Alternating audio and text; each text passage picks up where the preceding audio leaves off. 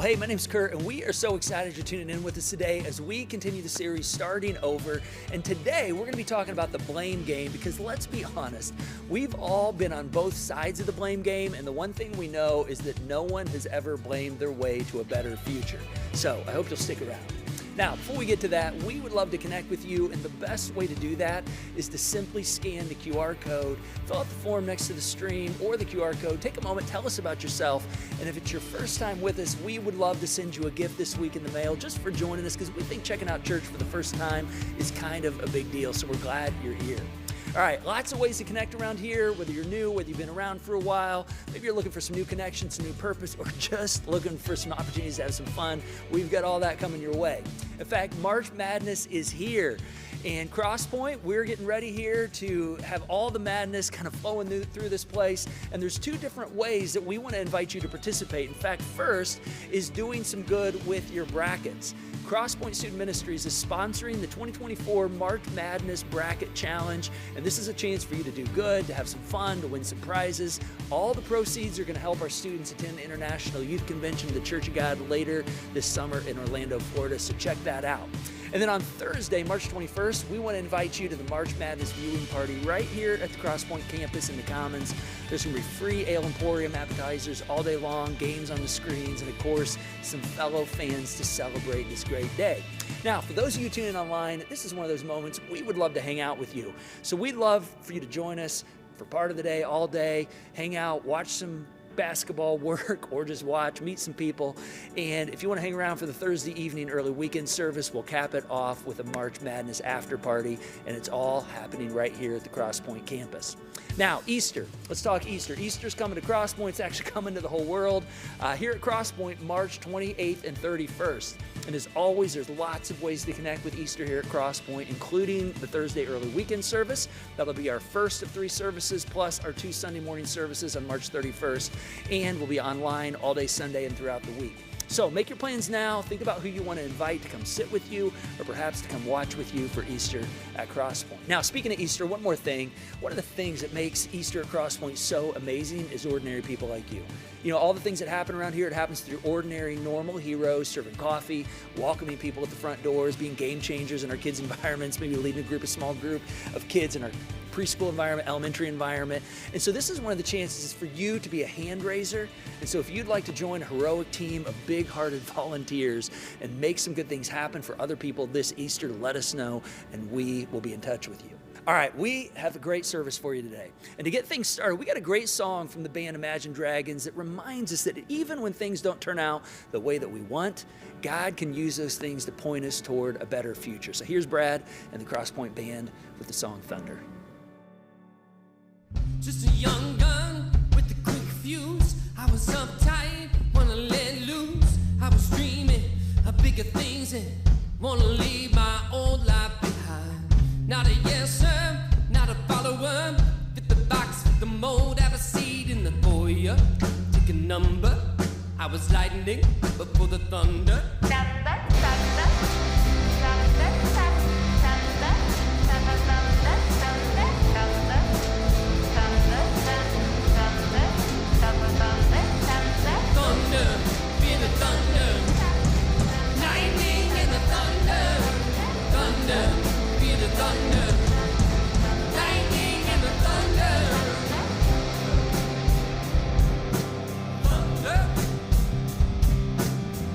Kids are laughing in my classes while I was scheming for the masses. Who do you think you are? Dreaming about being a big star. Say you're basic, you say you're easy. You're always riding in the backseat. Now I'm smiling from the stage while you were clapping in the nosebleeds.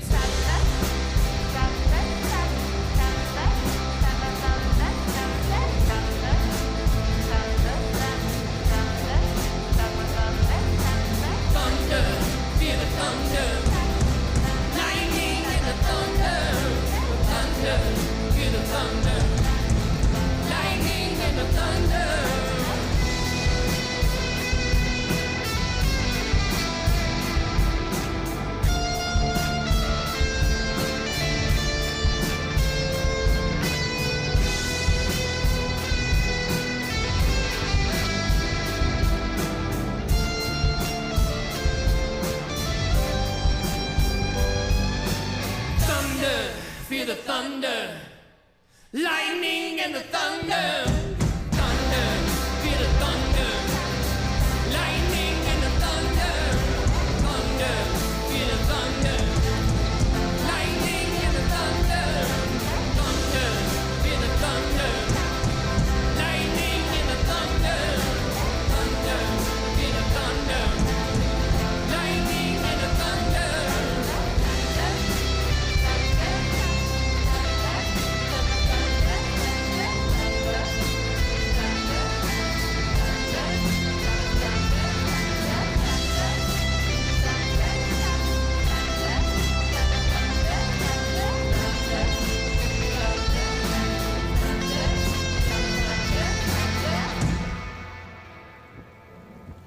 All right, let's make some noise for this band this weekend. Man, some great music.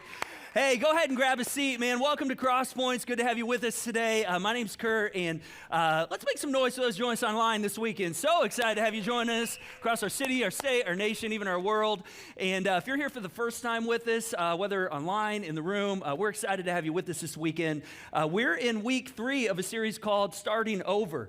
And we're talking about how to ensure the next time is better than the last time. And so if you're in a season, or maybe you're starting a season where you are starting something over, whether that be a career or a company, or maybe your marriage is, just on a pause and you're thinking that is probably in the rearview mirror, maybe, another relationship, something academically, financially, whatever it is, we want to talk about how to make sure the best next time's better than the last time. And God actually gives us some tools on this. Now, last week, we looked at a number of things. One thing we looked at is how we often learn lessons in the areas that matter the least, and we learn a lot more slowly in the areas that seem to matter the most. And this was kind of interesting. I walked into the office this week, and our team was putting together kind of a text-in program that you're going to actually have the chance to participate in later today. And they were just all laughing. And I was like, hey, what's going on? And they were talking about how there were some messages that came in through our texting system. If you are a part of that, you sometimes get texts from us. And apparently people reply to these. And so we had all these replies we hadn't seen. And so they were showing me what these looked like. And we had a whole bunch of people. You may have been some of them that were like, hey, I'm not Adam.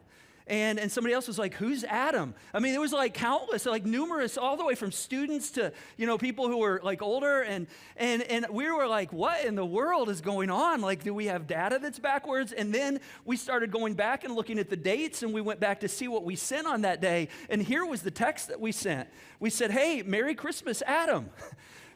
Because like Adam comes before Eve, and so when we do Christmas Eve services, we call it Christmas Adam, right, Eric? And so, and so we were like, okay, we won't do that again, because that's not really a big deal. But we tend to learn in the areas that actually really don't matter that much. But for whatever reason, we're slower in learning in areas that matter the most. So we're going to take a look today at 3 things. We're going to begin to look at 3 things over the next 3 weeks, 3 processes, 3 really exercises that we have to engage in if we want to make sure the next time is better than the last time. And I think these are going to be really helpful to us. I know it's been helpful to me as we evaluate our experiences. And so we're going to look at one today and then the next 2 over the next couple weeks. And so I'm going to give all 3 of them to you today so you just kind of know where we're going. So we're going to talk today about owning it. And then next week we're going to talk about how to rethink it. And then we're going to look at what it means to release it. And so just to make sure we're all on the same page and you're not falling asleep already, let's just say these out loud. You guys ready? We're going to do what? We're going to own it. And then second week we're going to rethink it. Third week we're going to release it. Yes. So today we're going to talk about owning it. And this is the most important because this is where we start. And if we don't start here, then we're really not going to be able to make progress on the next ones. And so here's what we mean by owning it. Owning it is when we say, in order to assure that your past doesn't repeat itself, you have to own your role in your past. Meaning, in order to make sure that your past doesn't creep slowly into your present or creep fast into your future, we have to make sure we own our part, that we own, our part, our responsibility, our part in the disaster, whatever, it might be that we're starting over in, whether that's professionally or relationally or, in some way in our career or finances. And so to kind of help us get into this, owning our past, we like to blame our way toward, our future, and we know that never works. And blaming is interesting, and sometimes we just have to be honest. And so we have to be honest about our part in it, and I want to show you a little scene, because sometimes we just have to laugh, and this is one of our favorite comedians. You guys want to hear from one of our favorite comedians around here, Nate Bargatze? All right, I wonder if he ever gets old, but apparently not. So here's his little take on, how we sometimes tend to blame.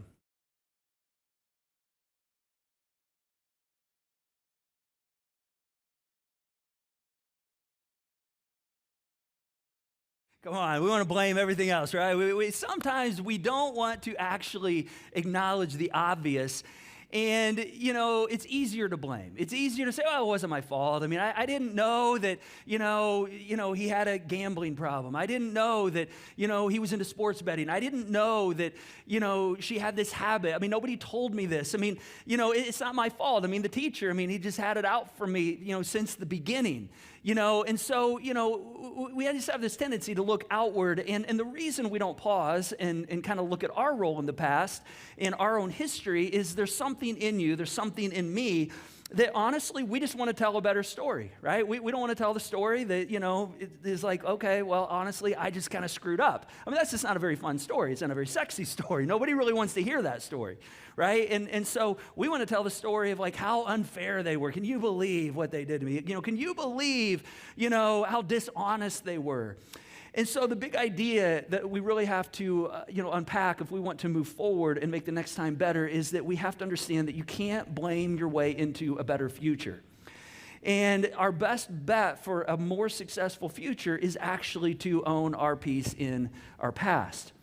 Now, I want to look at a great illustration on this and help us just kind of understand some things. And one of the best places we can look to kind of see how this plays out and how it's really affected you and I and every person in humanity is a story that we find in the Old Testament part of the Bible. And one of the things we see in this is you and I come by this naturally.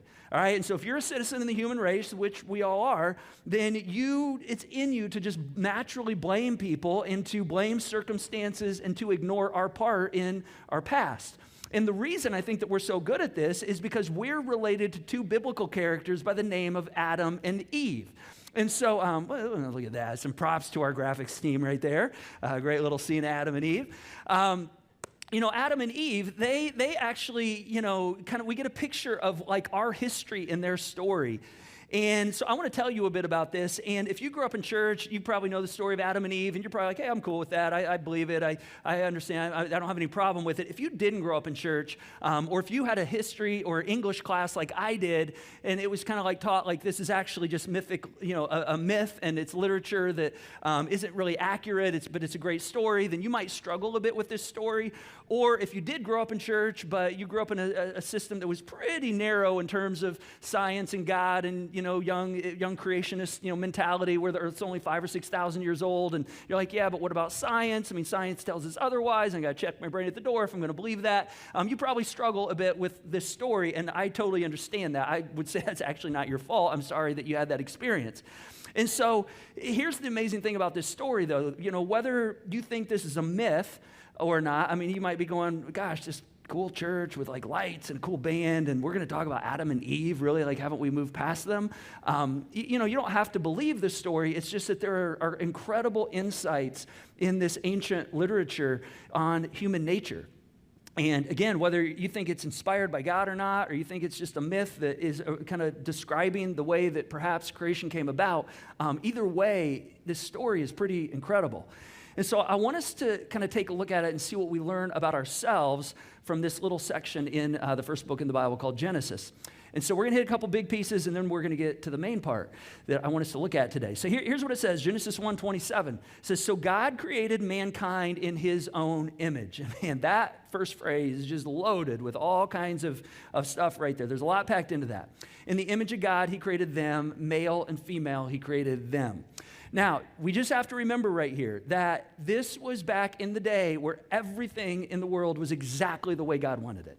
All right, this is Garden of Eden. This is before sin came in. This is before anything got tainted, before anything, got all jacked up. And, and so when we even see this phrase, like there's male and female, God created them, it's just not that, simple anymore. I mean, back then, and when everything was the way it was, supposed to be, we didn't have people that were born with heart defects and born with, with cancer already in their body and struggling with, gender and sexual identity issues, all these things, because God said, hey, this is where it is, but we live in a world that's not exactly that way. And we're going to see a bit of the story and how we kind of got to this place.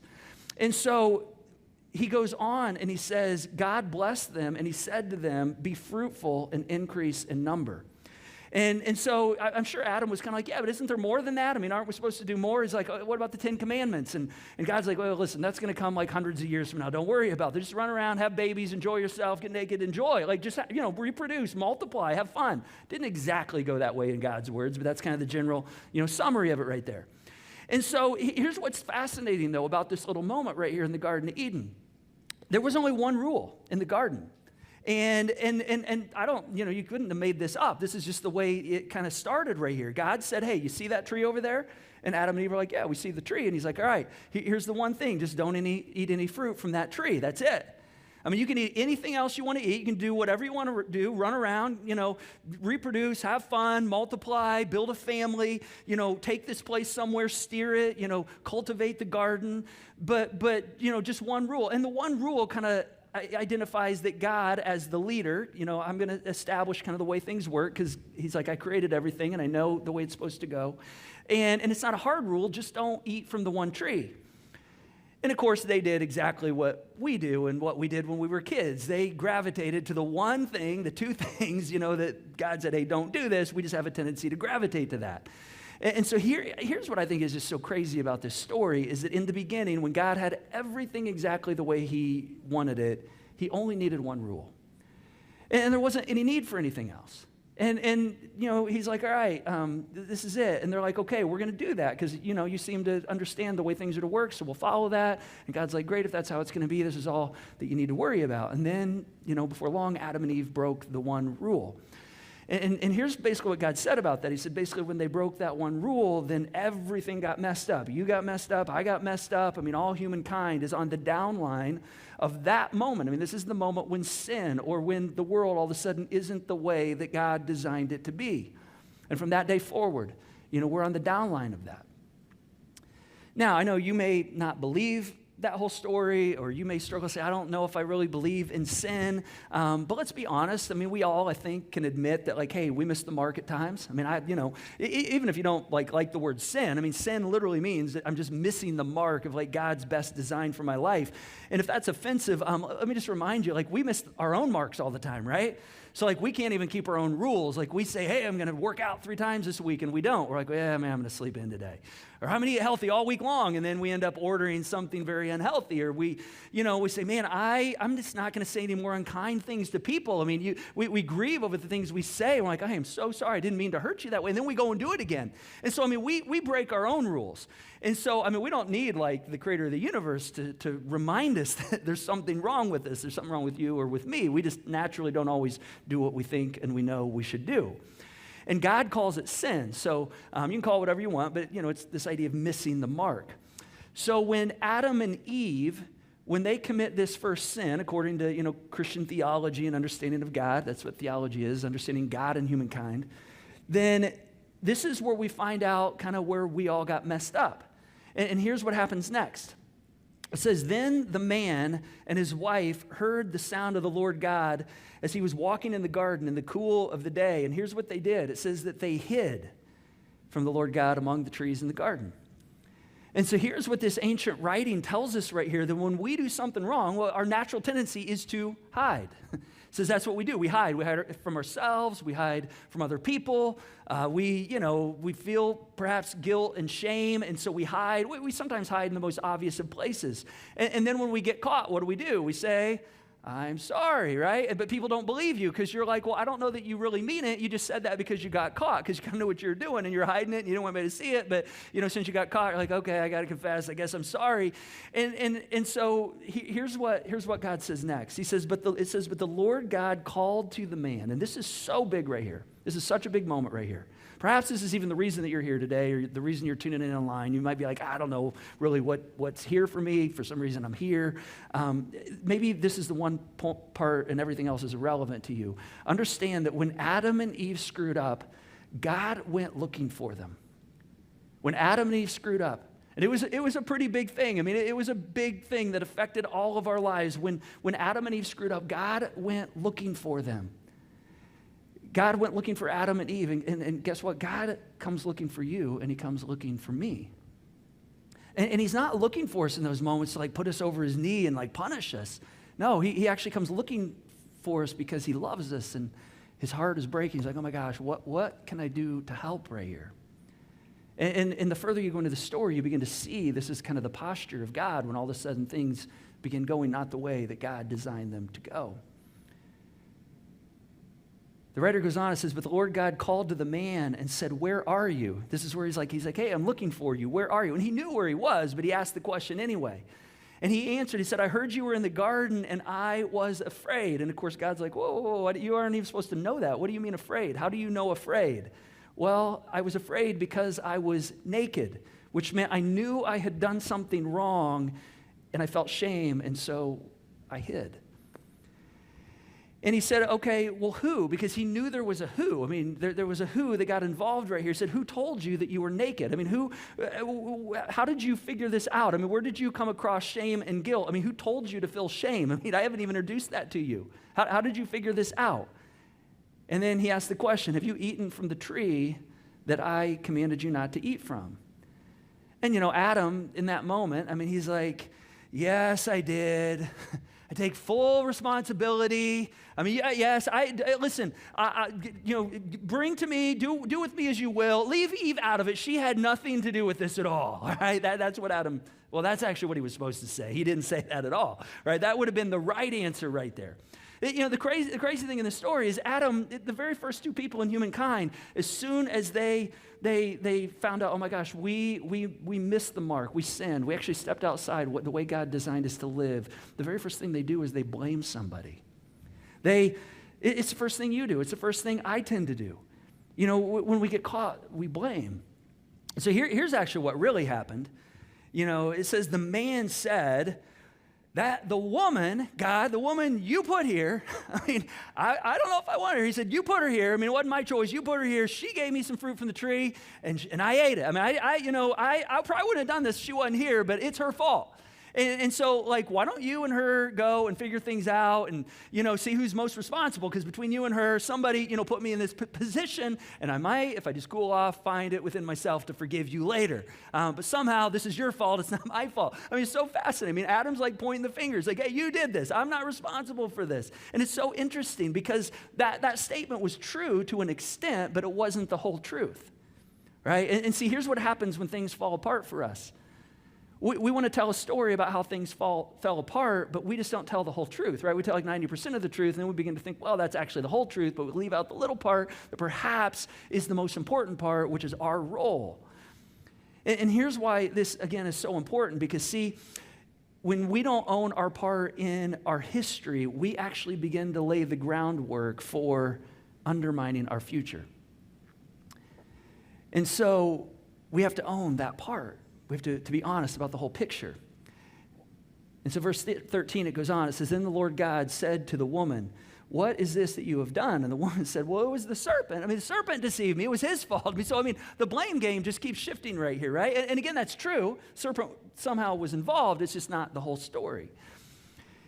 And so again, if we don't pause in these moments and take responsibility for our part in our history, regardless of, how big or small, whenever we get to that place where we need to start over, even if it feels, somewhat insignificant, if we don't own this, then it actually undermines our future because we can't blame our way into a better future. You can blame your way into the future, you just can't blame your way into a better future. And so before we start over, there's a really good question that we have to ask, and this is a question that would be good for us to just think through as we think about whatever it is we're working on starting over, and that's this question: what was my part? What was my part? And that will get me to the place where I say, okay, what is it that I need to own? Now, one more thought on this before we kind of move into a little exercise here. Here's what blame does. Blame actually sets you up for a repeat performance. It sets you up to experience exactly what you experienced the last time.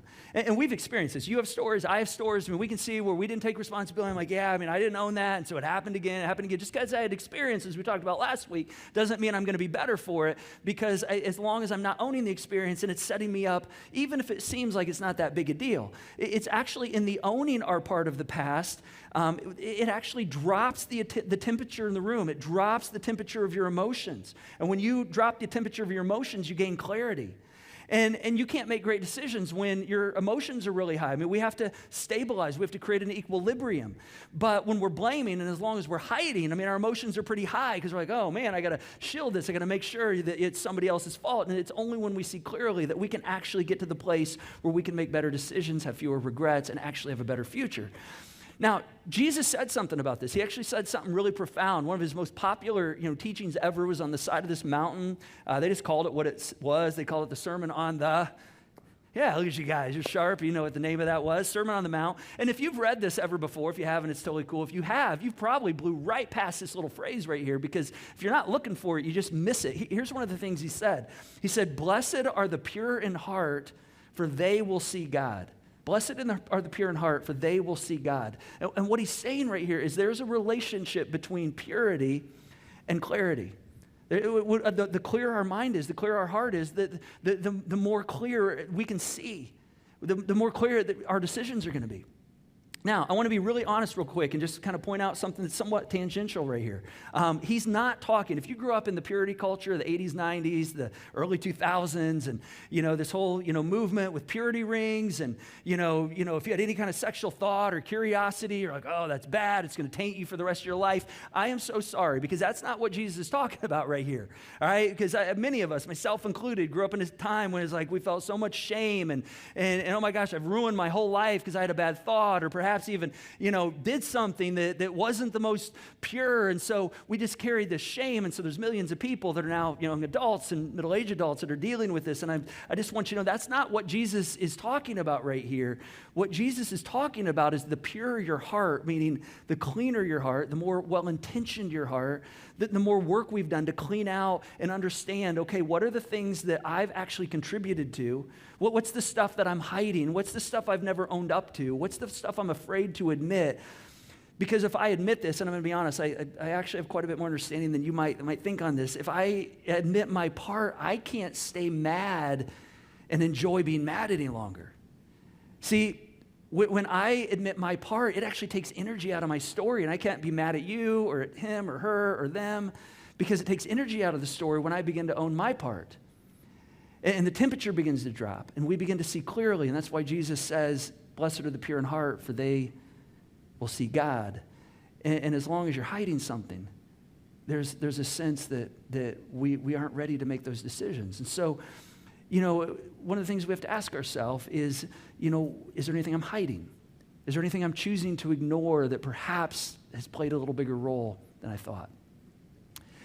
Now, this is a really big deal. So I want to walk us through. I want to give you an exercise, because if we want a next time to be better than the last time, there's some things we can do. So this is going to kind of be our homework this week, and I'm going to walk us through how to do this, and then you're going to go off and do it this week. And so, and this is one of our next steps if you're following along on the connection card. So I want you to go home and get a piece of paper this week, and you can use the weekly that you got when you came in, or if you're tuning in online, you can grab a napkin or a piece of paper, whatever it might be. And on that piece of paper, I want you to draw a circle. And we're going to call this the circle of blame, all right? We're going to call this a circle of blame, and this is basically represents everything that, was contributed to needing to be in some place where I'm starting over on something. And so with whatever you're writing with, what I want you to do is I want you to just draw a slice on that circle that represents your part or your percentage of what was your part in whatever the thing was that kind of blew up or, is in need of a start over. In other words, if you're like, well, it was 50-50. I'm going to draw a line down the middle. It was half him, it was half me. listen, nobody does that, just, so don't draw that line.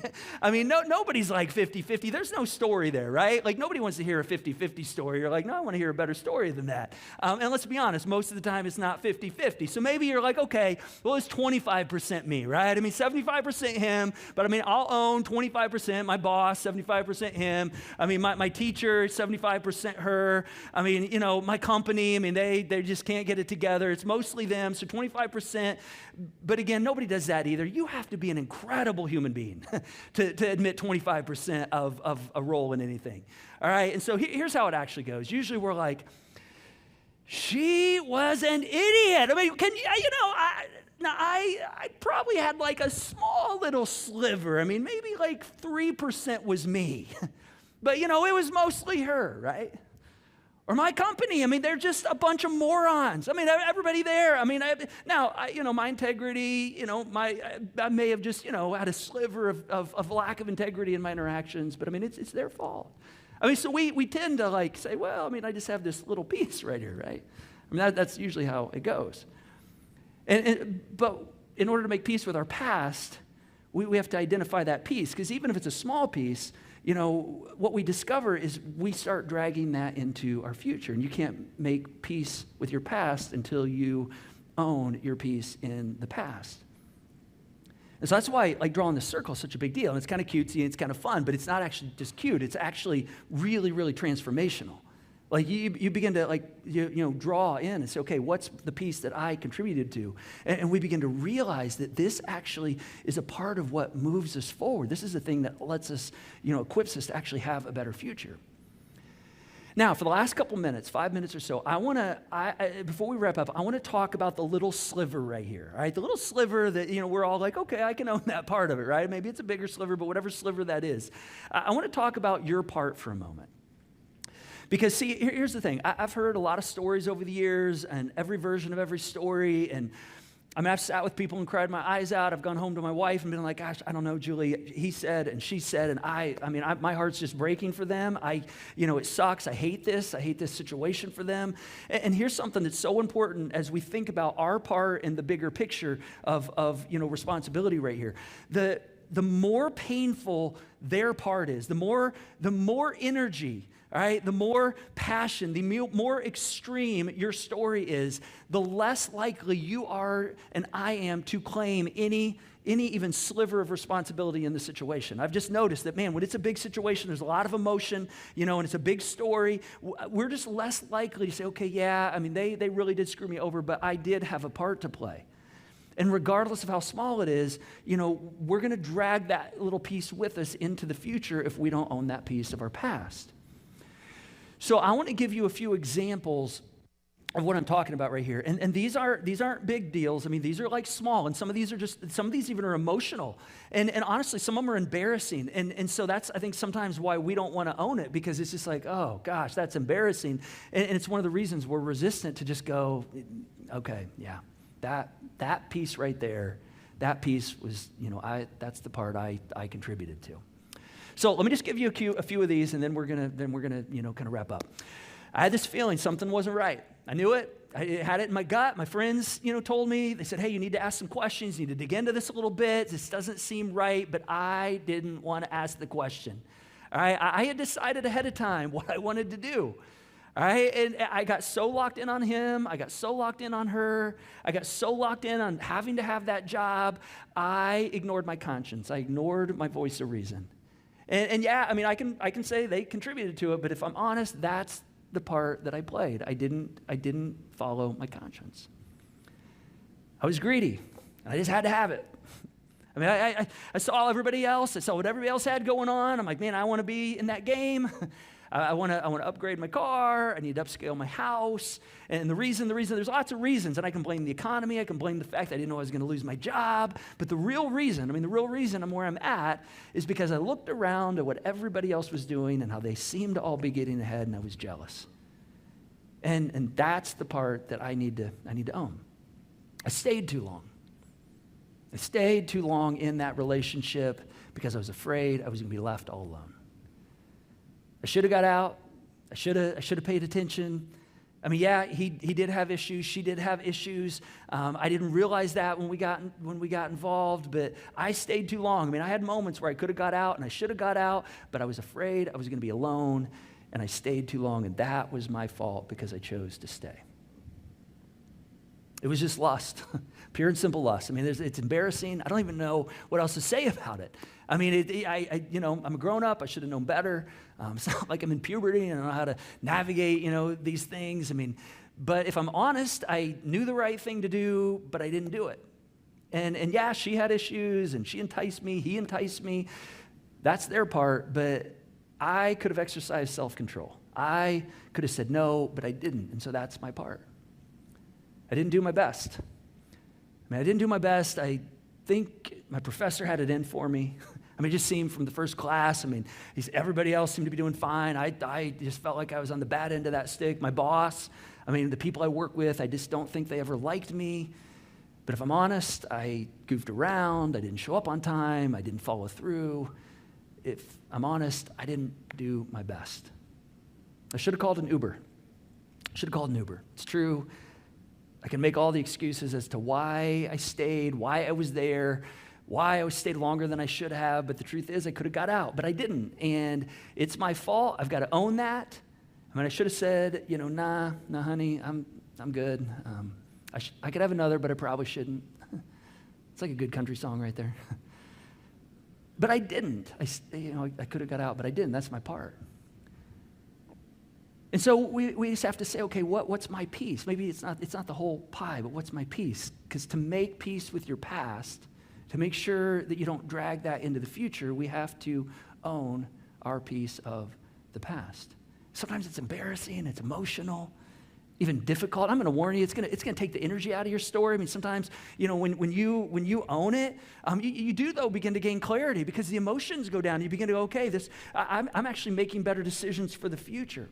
So here's what I want us to do. I want us to go home, and I want us to do this week. All right? And if you're sitting at home right now, this is something, even before the day is up, I encourage you to draw this circle, because if you wait till tomorrow, you're going to be like, oh, man, they almost got me. They almost got me to take this step. But understand, this is for your good. This isn't for me. This isn't for us. What I can tell you is this works. I use this. And there's something powerful about owning. And so, for some of us, you're in your second marriage, and it's already feeling a bit like the first. And so you need to draw the circle. For others of us, you're in dating relationship number, like you have lost count. You're not even sure. And you're like, I just don't know what's wrong with all these people, but you're the common denominator in all of those moments. And so, again, maybe you need to draw the circle and say, okay, what do I need to learn about my past? Or perhaps you got like your dream job and you're at work and you're like, man, this is just where I'd always hoped to be, but it's just feeling a lot like the last time when things didn't go well. You need to draw the circle. Owning our part in the past is what helps the next time be different than the last time. What role did I play? And I promise you, what's going to happen when you begin just reflecting and say, okay, this is my part, and you begin putting pen to paper, you're going to find that, you might even discover, okay, well, there was also something else. And then you might even have another thing that comes up, and you begin to realize maybe there's some things that God is showing me here. And there's a freedom that begins to happen here. And then the second thing I want to just encourage you to think about for this week is we want to send you some encouragement this week. So as you do this and as you spend a little time reflecting on this and think about the past, it's kind of heavy. We want to send you some text this week, every day over the next week for 5 days of just reminding you of some of God's promises about what He believes about you and your future and how He actually gives us tools to move past the past. And so if you would like to receive those, you don't have to do this, but if you'd like to receive those starting Monday, you can just text the keyword own it. No spaces in there, just own it. And you can text it to 317-834-7373. And beginning Monday, you'll just get something in your text tray, Monday morning, Tuesday morning, throughout the week that just reminds you that, hey, God has something new in front of you. God's actually taking you to new places. He wants you to grow, and when we follow His ways, it's amazing how we actually step into some pretty amazing and spectacular things. And so if you want to receive that, just text own it to 317-834-7373. And again, the more you write down, the more the energy is going to come down, and you're going to begin to see that the next time actually can be better than the last time.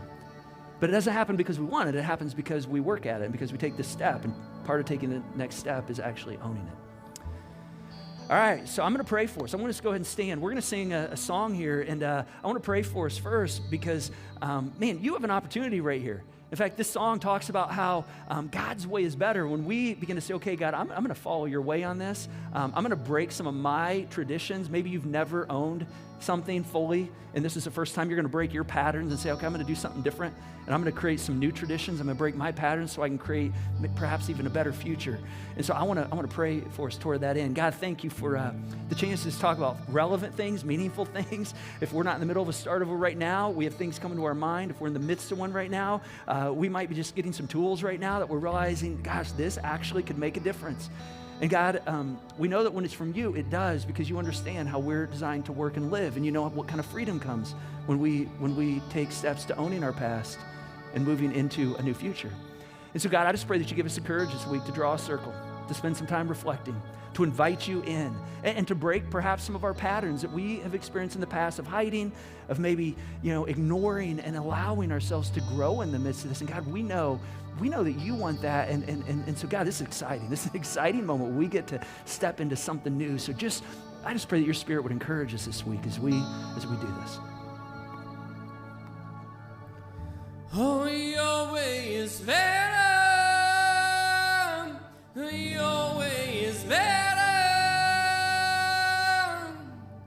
Oh, shake up the ground of all my tradition. Break down the walls of all my religion. Your way is better. Oh, your way is better. Shake up the ground of all my tradition. Break down the walls of all my religion. Your way is better. Oh, your way is better. Sing that with me. Shake up the ground of all my tradition. Break down the walls of all my religion. Your way is better. Your way is better. Shake up the ground of all my tradition. Break down the walls of all my religion. Your way is better. Oh, your way is better.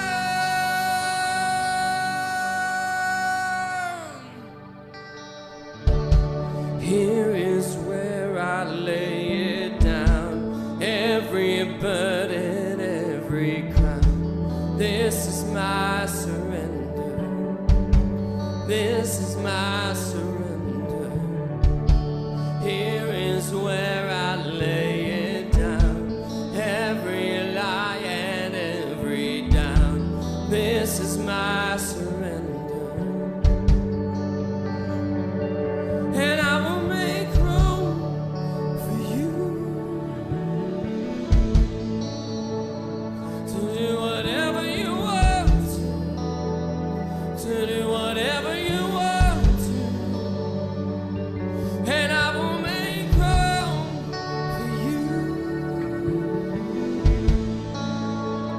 to do whatever you want to do whatever you want to.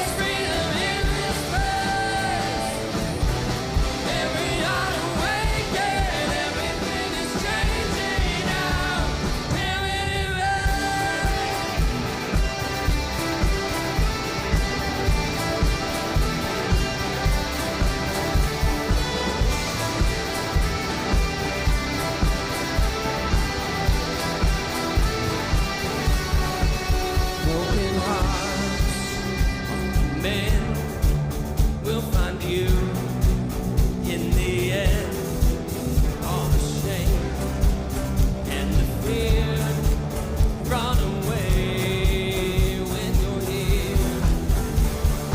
Can't stay silent, can't stay still when you show up in power, glory revealed. Oh, I can't stay silent, can't stay still when I feel the fire, feel the ground shake. Heaven and earth, heaven and earth. There's freedom in this verse. Every heart awakened, everything is changing now. Heaven and earth.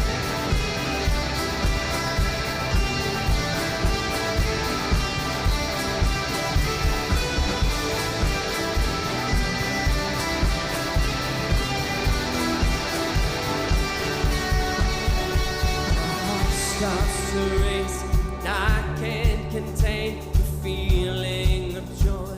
Being in your presence, I can't help but dance. I can't help but sing, and I don't really care what anyone thinks. My heart starts to race, I can't contain the feeling of joy. Being in your presence, I can't help but dance. I can't help but sing, and I don't really care what anyone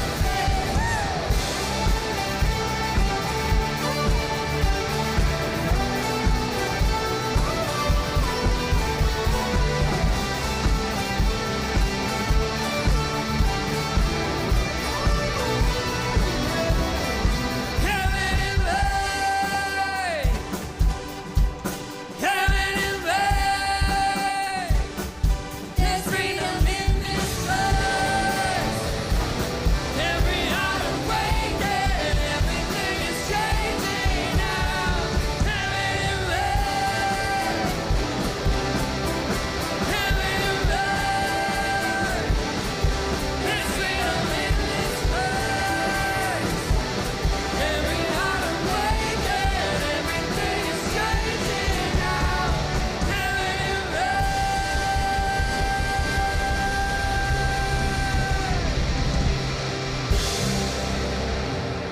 All right, man, so glad you joined us today. I hope you're encouraged as a result of your time with us today, and you see you have a Heavenly Father who wants to invade your life with all of His grace and goodness, and that He wants to bring you a new hope and a new freedom and take you to new places. So, if there's something going on in your life today that you would like someone to pray with you on, just simply text the keyword need prayer to 317-834-7373, and a member of our team will be in touch with you this week.